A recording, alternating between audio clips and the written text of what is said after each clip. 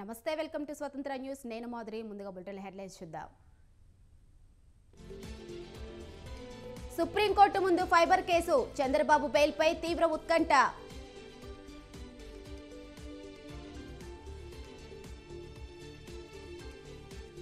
నేడు ఆర్థిక శాఖపై సీఎం జగన్ సమీక్ష రాష్ట్రంలో ఆదాయ వ్యయాలపై చర్చ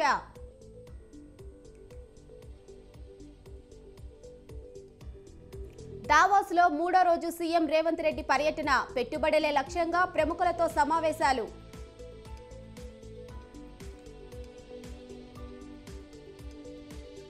గట్టమ్మ దేవాలయానికి మంత్రులు సీతక్క సురేఖ నేడు మేడారం జాతరపై సమీక్ష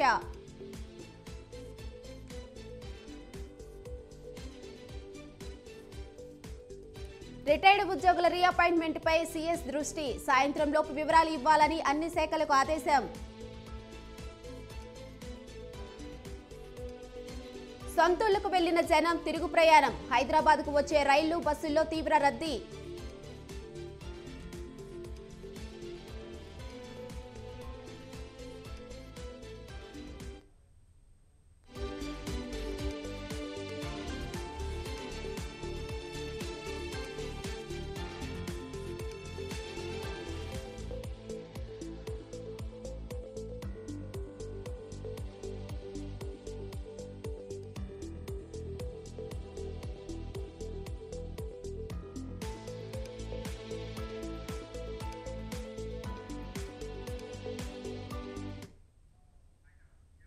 రైట్ బ్రేకింగ్ న్యూస్ చూస్తున్నాం.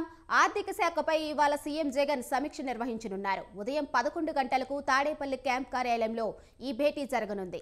ఈ సమావేశానికి ఆర్థిక శాఖ అధికారులు హాజరవుతారు. రాష్ట్రంలో ఆదాయ వ్యయాలపై సమీక్షించనున్నారు సీఎం జగన్. కేంద్ర ప్రభుత్వం త్వరలో బడ్జెట్ ప్రవేశపెట్టనున్న నేపథ్యంలో కేంద్ర బడ్జెట్లో రాష్ట్రానికి నిధులు కేటాయింపు అంశంపై చర్చించనున్నారు. విభజన హామీలు, కేంద్రం నుంచి రావాల్సిన నిధులను ఈ బడ్జెట్లో అయినా కేటాయించేలా తీసుకోవాల్సిన చర్యలపై సమీక్షించనున్నారు సీఎం జగన్.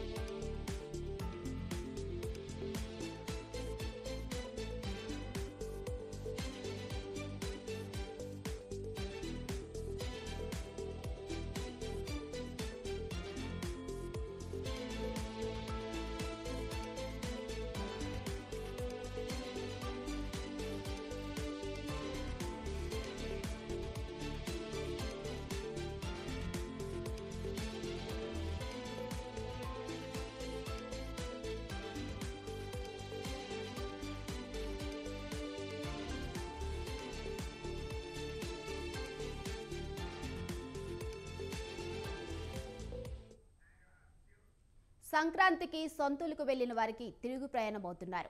హైదరాబాద్ నుంచి వివిధ ప్రాంతాలకు వెళ్లిన ప్రజలు మళ్లీ పట్నం బాట పట్టారు. తెలంగాణలోని జిల్లాల నుంచి హైదరాబాద్కు నిన్నటి నుంచే తిరుగు ప్రయాణాలు మొదలయ్యాయి. పలు జిల్లాల నుంచి హైదరాబాద్కు తెల్లవారుజాము నుంచే తిరుగు ప్రయాణాలు మొదలయ్యాయి. ఆంధ్రప్రదేశ్లోని స్వస్థలాలకు వెళ్లిన వారి రద్దీ ఇవాళ నుంచి ఎక్కువగా ఉండనుంది.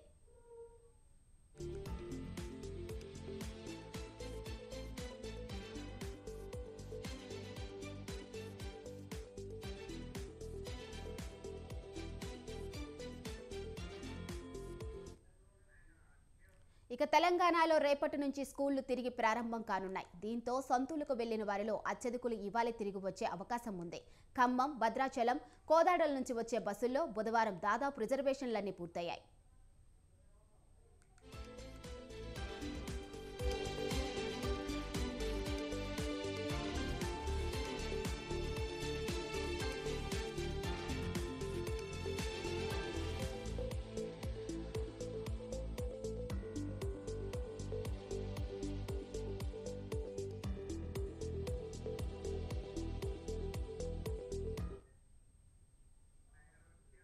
ఇక ఇక ఏపీలోని విశాఖపట్నం, రాజమహేంద్రవరం, కాకినాడ, భీమవరం, విజయవాడ, నెల్లూరు నుంచి 17న వచ్చే బస్సుల్లో సీట్లు లేవు. రేపు కూడా భారీగా ప్రయాణాలున్నాయి. నిన్న నెల్లూరు, భీమవరం, రాజమహేంద్రవరం నుంచి వచ్చిన బస్సులు కిటకిటలాడాయి.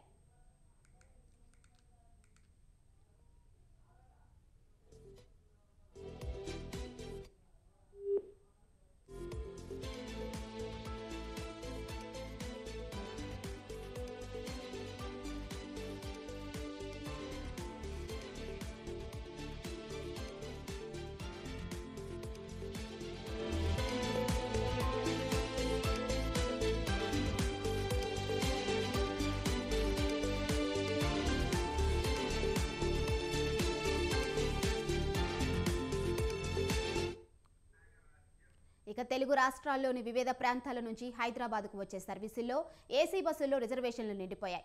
రాజమహేంద్రవరం నుంచి హైదరాబాద్కు 16, 17వ తేదీల్లో బస్సులన్నీ రిజర్వేషన్లతో నిండిపోయాయి. గోదావరి, గౌతమి, నారాయణాద్రి, విశాఖపట్నం దురంతో, వందే భారత్, శబరి, విశాఖ, గరీబ్ రథ్, జన్మభూమి తదితర రైళ్లలో సీట్లు అందుబాటులో లేవు. దాంతో సొంతూలకు వెళ్లిన వారికి తిరుగు ప్రయాణంలోని తిప్పలు తప్పడం లేదు.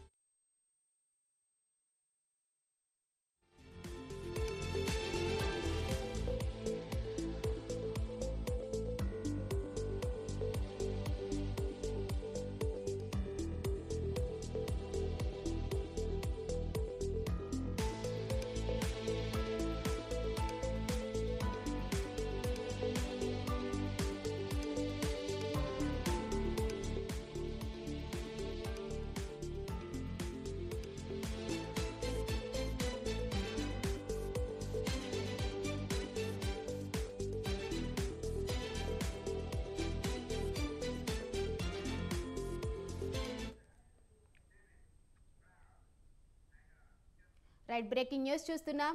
హైదరాబాద్లోనూ పొగమంచు కప్పేసింది. శంషాబాద్ ఎయిర్పోర్ట్లో పొగమంచు కారణంగా పలు విమానాలు రద్దయ్యాయి. 3 రోజుల్లో 37 విమానాల రాకపోకలను రద్దు చేశారు ఎయిర్పోర్ట్ అధికారులు. గత 3 రోజుల నుంచి వాతావరణంలో మార్పుల కారణంగా విపరీతంగా పొగమంచు కమ్మేసింది. శంషాబాద్ నుండి ఇతర రాష్ట్రాలకు, విదేశాలకు వెళ్లే విమానాలు రద్దయ్యాయి. ఆదివారం 14 విమానాలు, సోమవారం 15 విమానాలు, మంగళవారం 8 విమాన సర్వీసులు రద్దయినట్లు ఎయిర్పోర్ట్ అధికారులు చెబుతున్నారు. విమాన సర్వీసుల రద్దుతో తీవ్ర ఇబ్బందులు ఎదుర్కొంటున్నారు ప్రయాణికులు.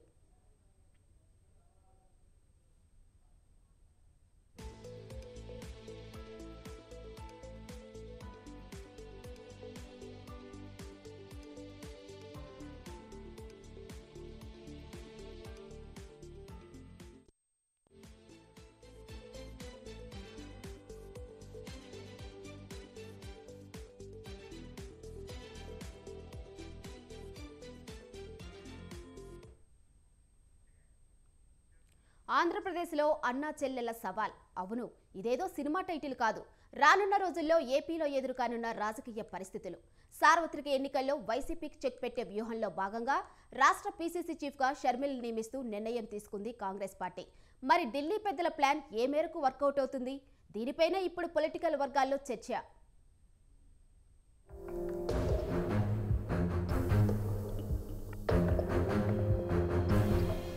సార్వత్రిక ఎన్నికలకు సిద్ధమవుతున్నాయి అన్ని రాజకీయ పార్టీలు.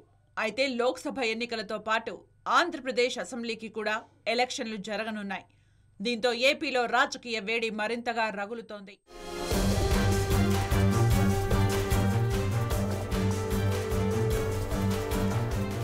అసెంబ్లీ ఎన్నికల కోసం హోరాహోరీగా తలపడుతున్నాయి ఏపీలోని అన్ని రాజకీయ పార్టీలు.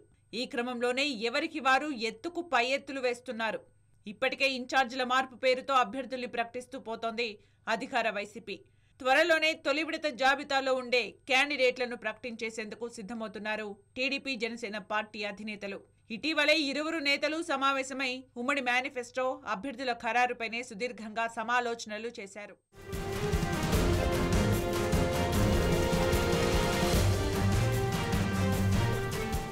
అయితే గత 2 ఎన్నికల్లో ఘోరంగా దెబ్బతిన్న కాంగ్రెస్ పార్టీ ఈసారి మాత్రం చెప్పుకోదగిన సంఖ్యలో సీట్లు కైవసం చేసుకోవాలని భావిస్తోంది.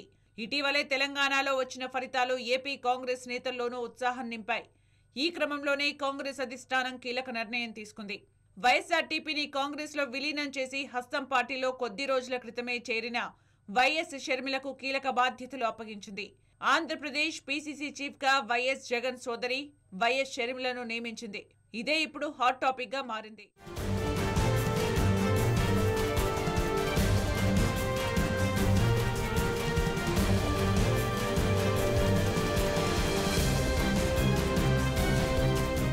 ఏపీ సీఎంగా ఉన్న వైఎస్ జగన్ గతంలో కాంగ్రెస్ పార్టీతో విభేదించి వైసీపీ ఏర్పాటు చేశారు.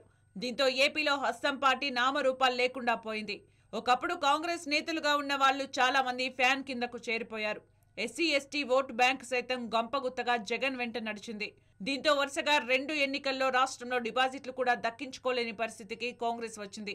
ఏపీలో హస్తం పార్టీ ఉనికే కరువవుతున్న వేళ తెలంగాణలో వైఎస్ఆర్టీపీ స్థాపించి ఆ తర్వాతి కాలంలో కాంగ్రెస్ కు అనుకూలంగా మద్దతుగా మారారు వైఎస్ షర్మిల. దీంతో ఢిల్లీ పెద్దలు వ్యూహాత్మకంగా ఎన్నికల వేళ పావులు కదిపారు. తెలంగాణ ఎన్నికల సమయంలో షర్మిల మద్దతు ఉపయోగించుకున్న కాంగ్రెస్ పార్టీ ఇప్పుడు ఏపీలో ఆమెను రంగంలోకి దింపింది.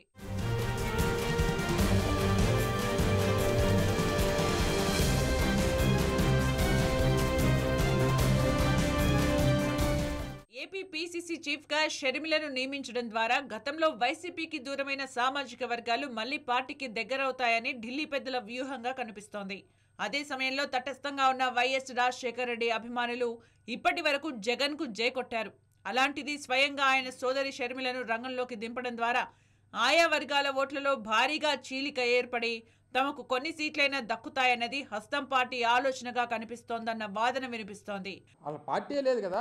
కాంగ్రెస్ పార్టీ అనేటువంటిది రాష్ట్రంలో ఆంధ్రప్రదేశ్లో కాంగ్రెస్ పార్టీకి ఓటు కానీ సీటు సంగతి పక్కన పెట్టండి, ఓటేసిన లేడు. ఎందుకు వేయట్లేదు? కాంగ్రెస్ ఈ రాష్ట్రానికి చేసినటువంటి ముఖ్యంగా ఈ రాష్ట్ర ప్రజలకు చేసినటువంటి అన్యాయం, ఒక కులానికో మతానికో ప్రాంతానికో లేదా ఒక వ్యక్తికో వర్గానికో చేసినటువంటి అన్యాయం కాదు. ఈ రాష్ట్రంలో ఉన్నటువంటి 5,30,00,000 మంది ప్రజలకి మనం కలిసి నిర్మించుకున్నటువంటి హైదరాబాద్ కానీ, కలిసి నిర్మించుకున్నటువంటి ఉమ్మడి రాష్ట్రం కానీ, అందరం కలిసి ఉండాలని చెప్పి కోరుకున్నటువంటి ప్రజలు కానీ, వీరి తాలూకు ఆలోచనల్ని నమ్మకాలని భవిష్యత్తుని అడ్డంగా గొడ్డలతో నరిగినటువంటి పార్టీ కాంగ్రెస్ పార్టీ. మరి అటువంటి పార్టీ అసలు ఈ రాష్ట్రంలో ఉండకూడదని కానీ ఆ జెండా కనబడకూడదు అనేటువంటిది ఈ రాష్ట్ర ప్రజల ఆలోచన. అలాగే కనబడట్లేదు. అటువంటి లేని పార్టీకి ఎవరు ప్రెసిడెంట్ అయితే మేమేం పట్టించుకుంటాం, మాకేం సంబంధం అంటున్నాను. మరి కాంగ్రెస్ పార్టీ వ్యూహం వర్కౌట్ అవుతుందా? జగన్ కు వైఎస్ షర్మిల రూపంలో ఝలక్ తప్పదా? దీనిపైనే ఇప్పుడు పెద్ద ఎత్తున చర్చ మొదలైంది.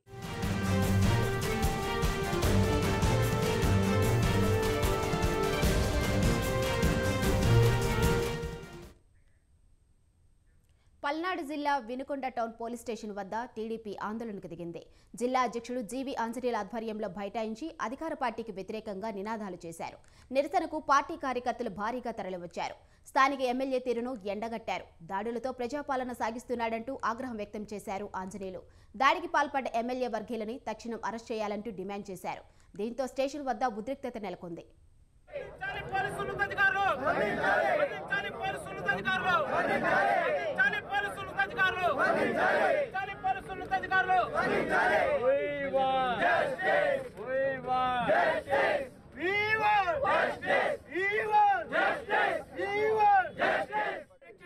వైసీపీ గుండాలను వెంటనే అరెస్ట్ చేయాలి. బొల్ల బ్రహ్మనాడు పోలీసు వైసీపీ గుండాలను వెంటనే అరెస్ట్ చేయాలి. వైసీపీ గుండాలను వెంటనే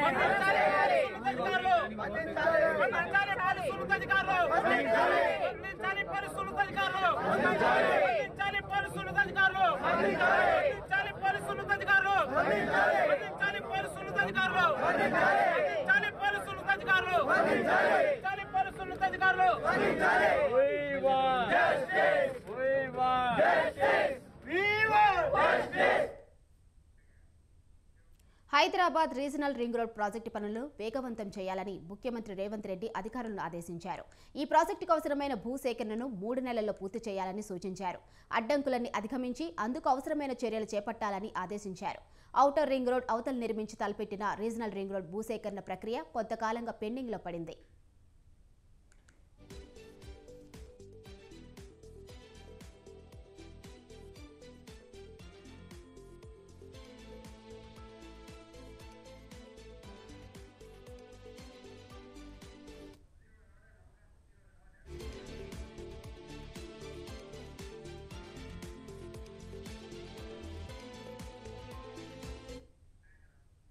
ఇక భారత్మాల పరియోజన ఫేజ్ 1లో 645 కిలోమీటర్ల నార్త్ రీజనల్ రింగ్ రోడ్ 158 కోట్లతో నిర్మించ తలపెట్టారు. ఈ ప్రాజెక్టుకు అవసరమైన భూసేకరణకు తెలంగాణ రాష్ట్రం సగం వాటా నిధులు భరించాల్సి ఉంటుంది. 1935 హెక్టార్ల భూసేకరణ చేయాల్సి ఉండగా ఇప్పటి వరకు 1459 హెక్టార్ల భూసేకరణ పూర్తయింది. గత ప్రభుత్వం సహాయ నిరాకరణ ధోరణి కారణంగా 9 నెలలుగా ఈ ప్రాజెక్టు భూసేకరణలో ఎటువంటి పురోగతి లేదు. కాంగ్రెస్ ప్రభుత్వం ఈ ప్రాజెక్టును పూర్తి చేసే దిశలో అడుగులు వేస్తుంది.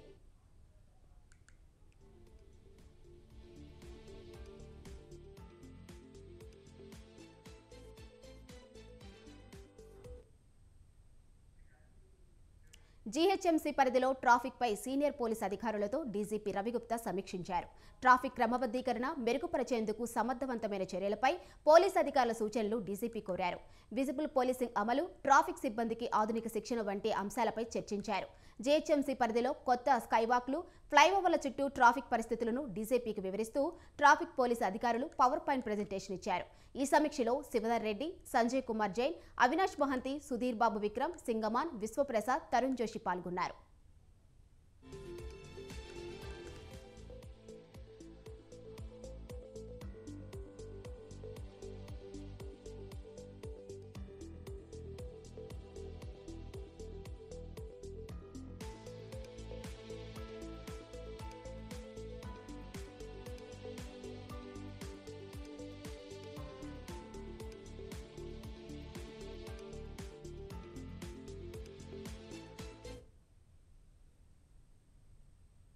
హనుమకొండ జిల్లా ఆత్మకూరు మండలంలో అగ్రం పహాడ్ సమ్మక్క సారలమ్మ జాతరలో భక్తులకు ఇబ్బంది పరకాల ఎమ్మెల్యే రేవూరు ప్రకాష్ రెడ్డి ఆదేశించారు. గీసుకొండ మండలంలో పలు కార్యక్రమంలో ప్రకాష్ రెడ్డి పాల్గొని మనుగొండ నుండి నాగయ్యపల్లి మీదుగా మోటార్ సైకిల్పై ప్రయాణించారు. రోడ్డును పరిశీలిస్తూ ఎమ్మెల్యే ప్రకాష్ రెడ్డి అగ్రం పహాడ్ చేరుకున్నారు. అగ్రం పహాడ్లోని సమ్మక్క సారలమ్మ గద్దెల చుట్టూ ఫినిషింగ్ని పరిశీలించారు. ప్రభుత్వం కేటాయించిన నిధులు సద్వినియోగం చేసి త్వరగా అభివృద్ధి పనులు చేపట్టాలని అధికారులను ఆదేశించారు.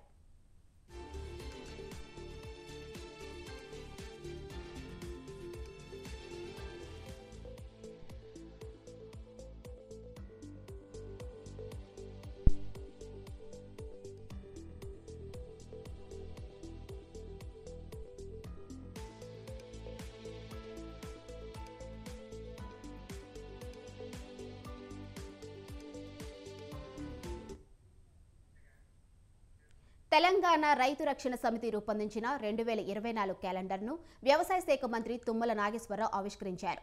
తెలంగాణ రైతు సంఘం రైతు రక్షణ సమితి ఆధ్వర్యంలో ఈ ఆవిష్కరణ కార్యక్రమం జరిగింది. అనంతరం తెలంగాణలో రైతులు ఎదుర్కొంటున్న సమస్యలపై మంత్రికి రైతు రక్షణ సమితి వినతిపత్రం సమర్పించింది. రైతులు ఎదుర్కొంటున్న సమస్యలపై అఖిలపక్షం ఏర్పాటు చేసి సమస్యలు పరిష్కరించాలని విజ్ఞప్తి చేసింది. మంత్రి సానుకూలంగా స్పందించి రైతు సంఘాల సూచనలు, సలహాలు, డిమాండ్లను సీఎం దృష్టికి తీసుకువెళ్తానని హామీ ఇచ్చారు.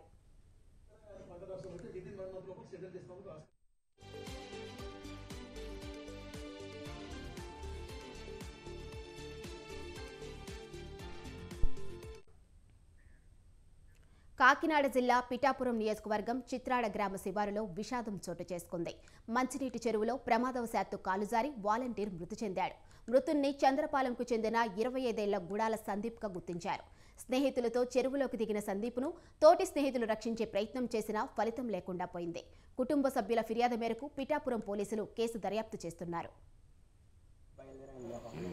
మనోడు ముందు వెళ్ళిపోయింది. నేను కొంచెం అనుకున్నాను, ఆయనకి దొరకాలి కాకపోతే చూడంటే ఈలోపు మనోడు పరిగెట్టుకుంటూ వస్తున్నాడు.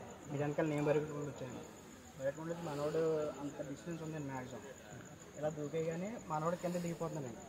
దిగిపోతుంటే నా సుందర జారిపోతుంది. ఎవరో బాగా కొంచెం ఈత కొట్టరా, నేను కొట్టలేకపోతాను, కొంచెం ఈత కొట్టరా. ఇవి బులెటిన్ అప్డేట్స్. చూస్తూనే ఉండండి స్వతంత్ర.